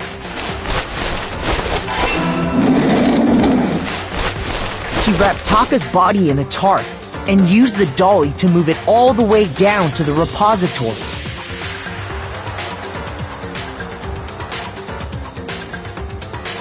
That explains how each of the bodies disappeared.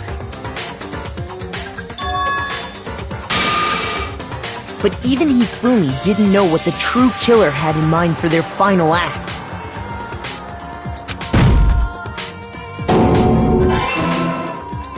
Their plan all along was to kill Hifumi and get rid of the one person who could betray them.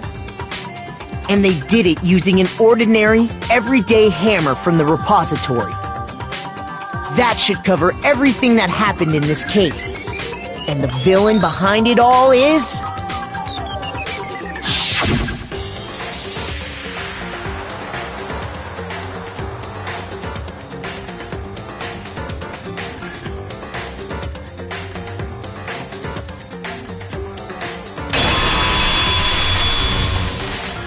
Celeste! Sorry, you lose.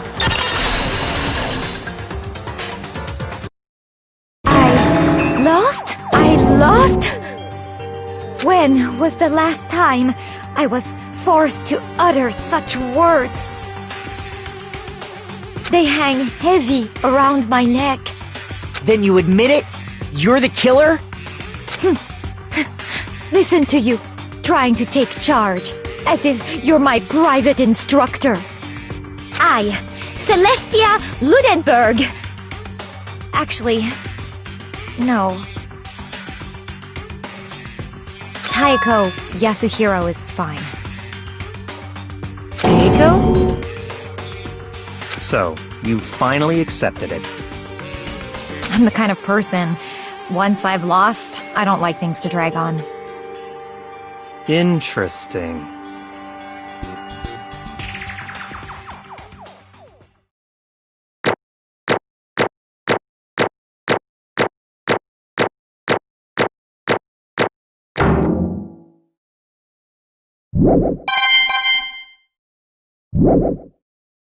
Okay, Monokuma. I'm ready to begin. Or, no. I suppose this is the end, isn't it?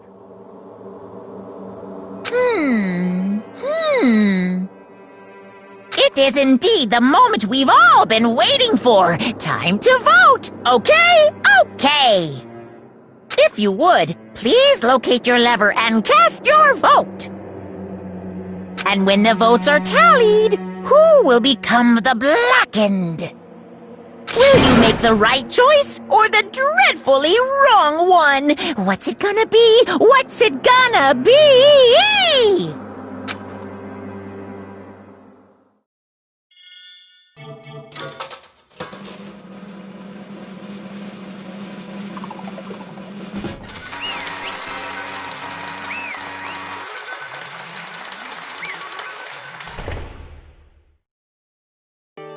What?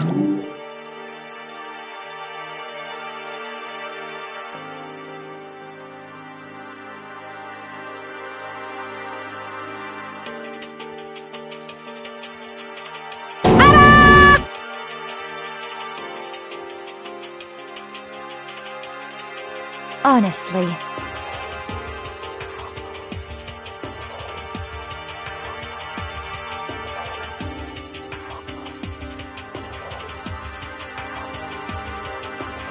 I knew it.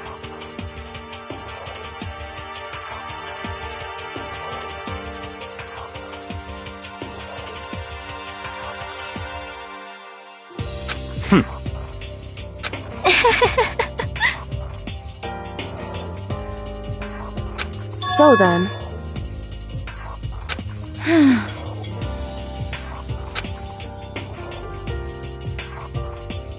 Indeed.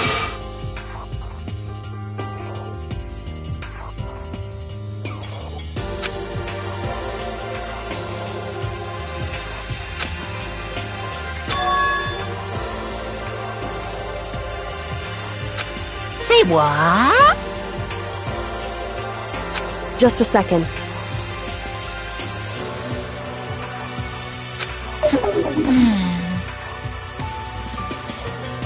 In other words... Indeed. I see.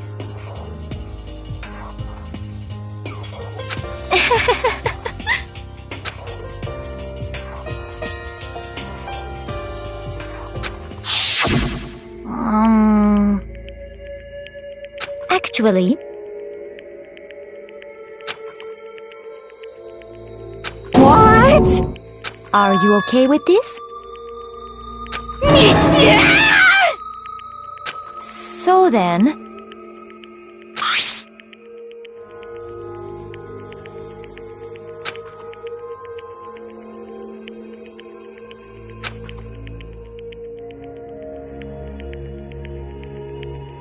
Damnation!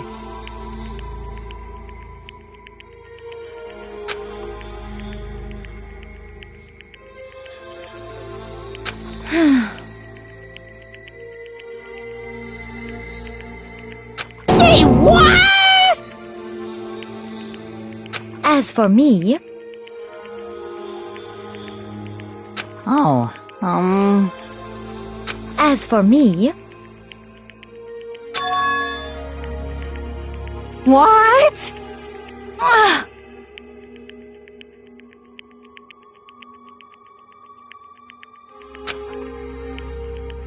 Damnation!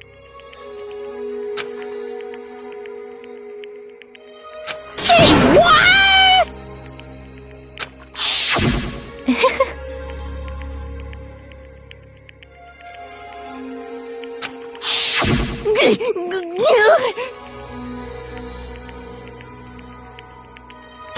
Completely unforgivable! Most unfortunate.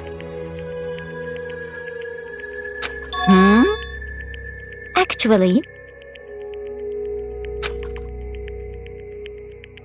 What?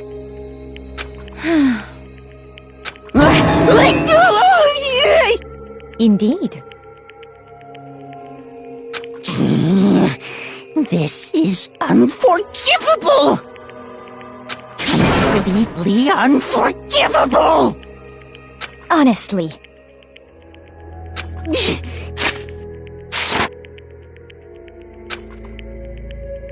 I swear I will save her!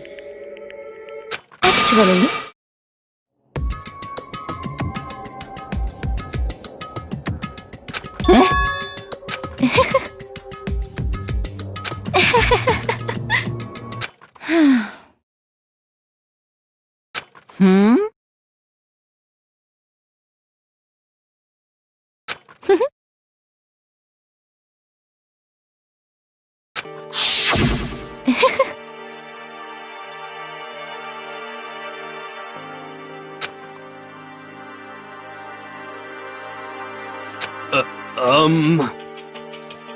I see. Indeed.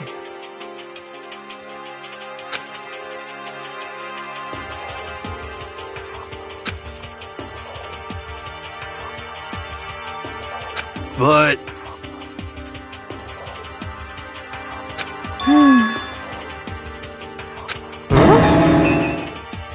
Let's see...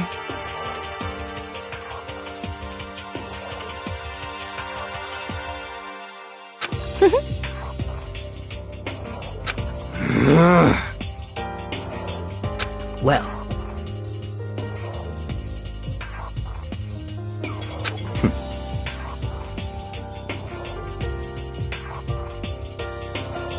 Are you okay with this?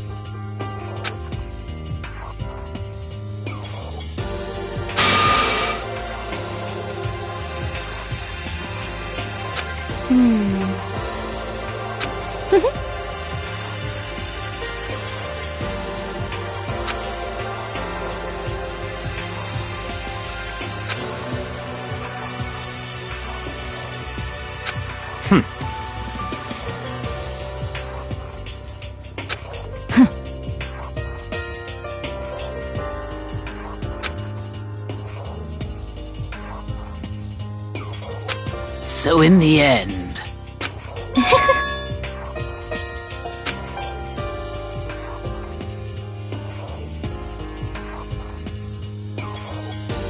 What the heck?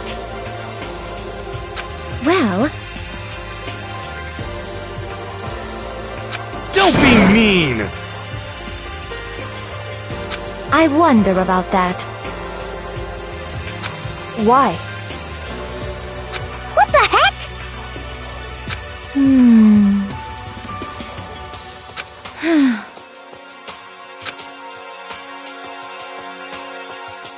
But...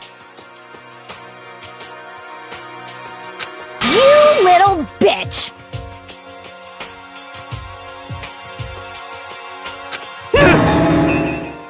Hey!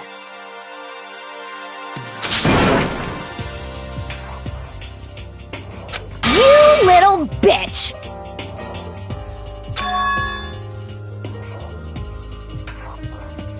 This is fine. Honestly.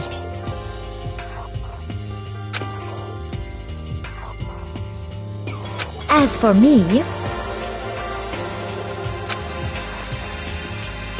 Isn't it wonderful?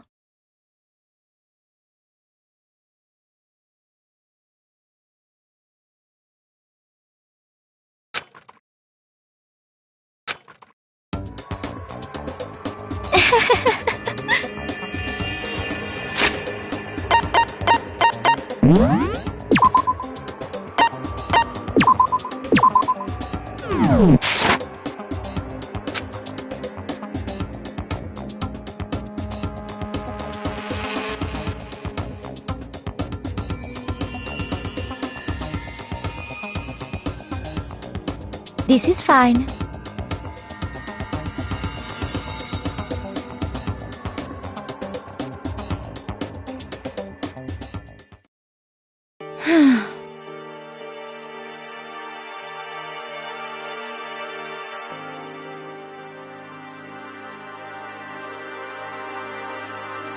There is nothing to be done.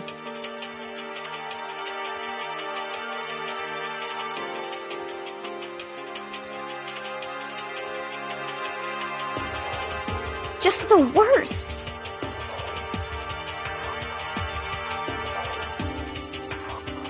Oh!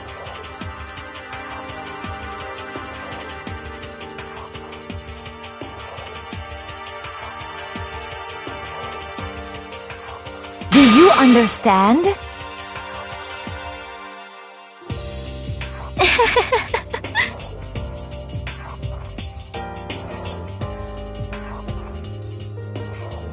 What is this?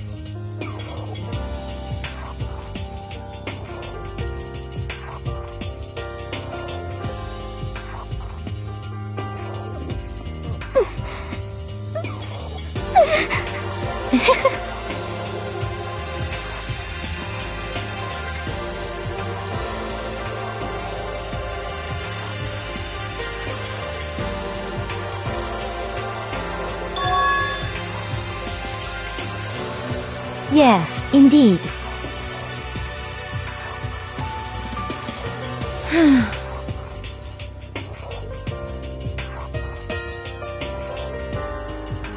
Isn't it wonderful?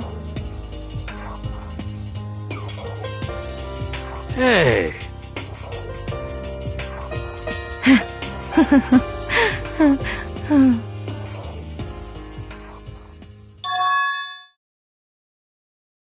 Thrills, chills, kills!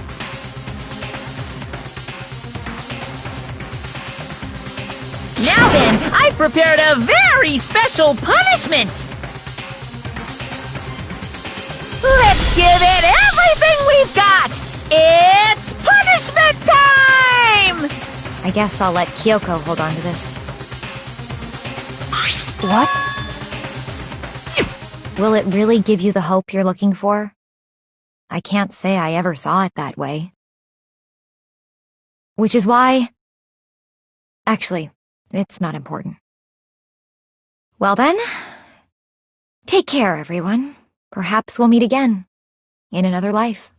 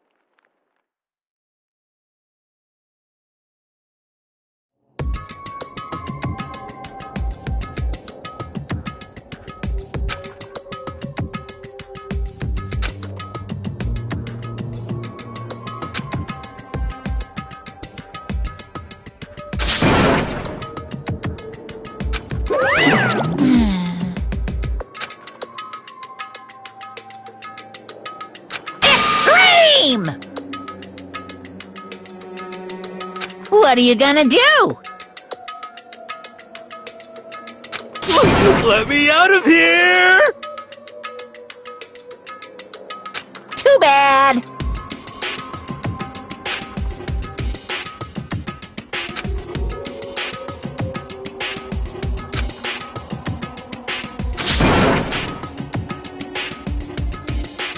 How strange.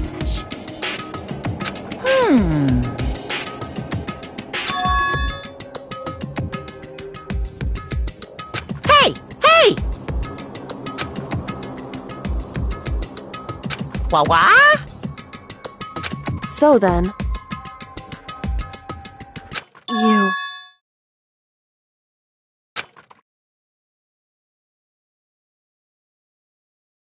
Ooh! Hey, Ooh! How exciting!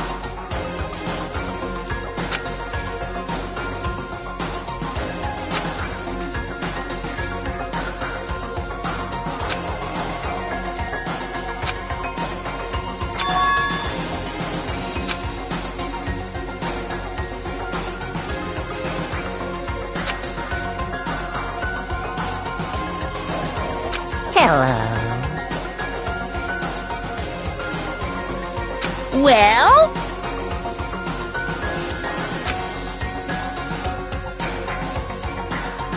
See ya later!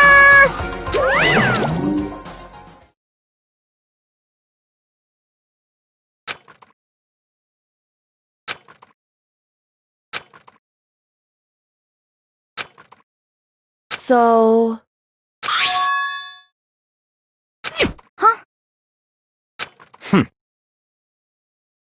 Hey, Indeed.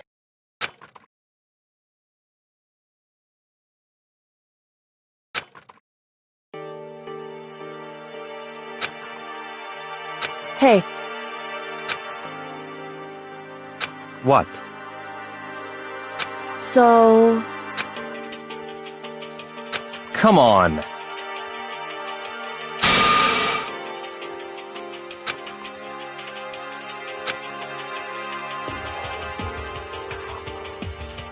What?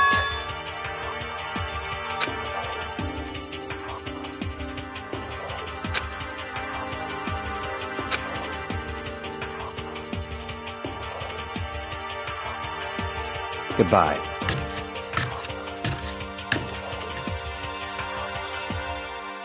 well then.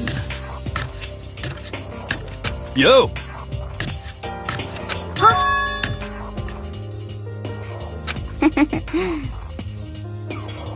Okay.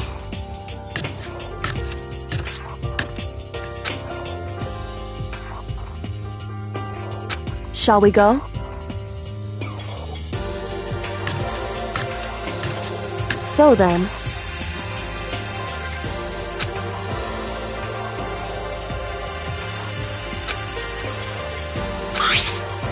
You really came.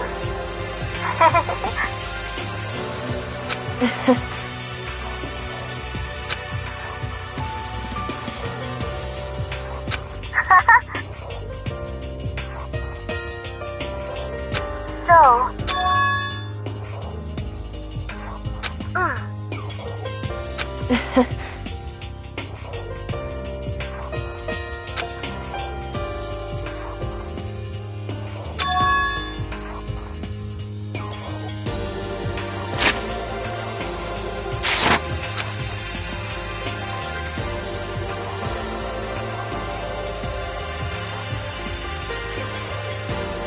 You...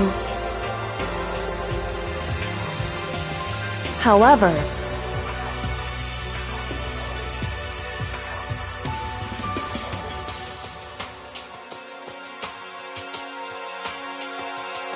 What?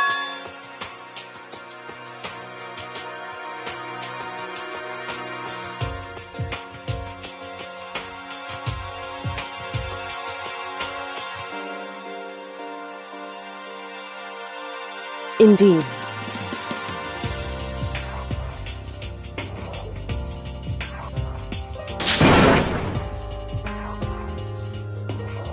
What?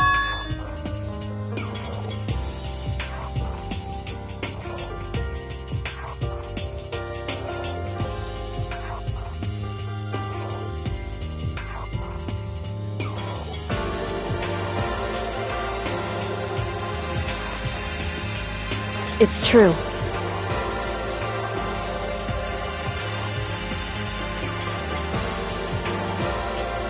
That's fine.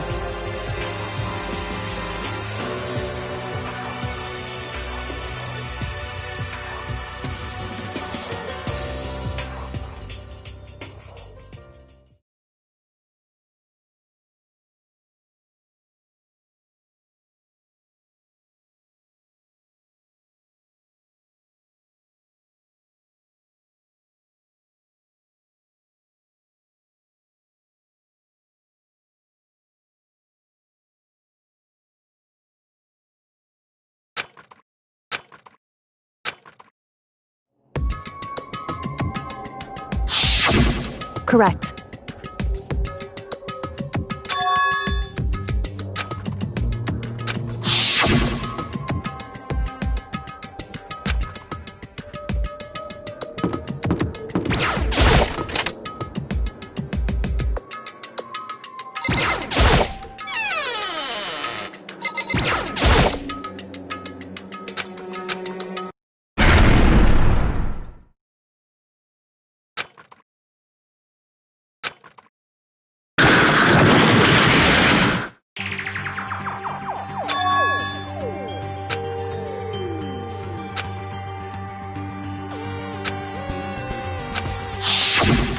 Correct.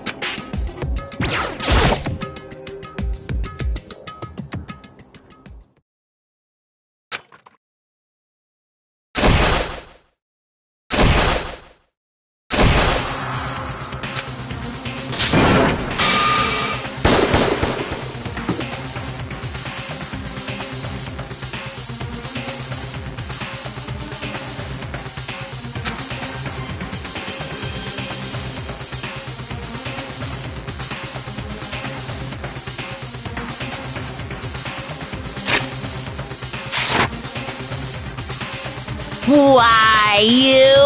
What do you think you're doing? I asked ask you a question. What's the meaning of this? How dare you defy me? This wasn't part of the deal! I've made a decision. I will no longer retreat, no longer compromise, no longer regret. I've made my decision. I'm going to resist you.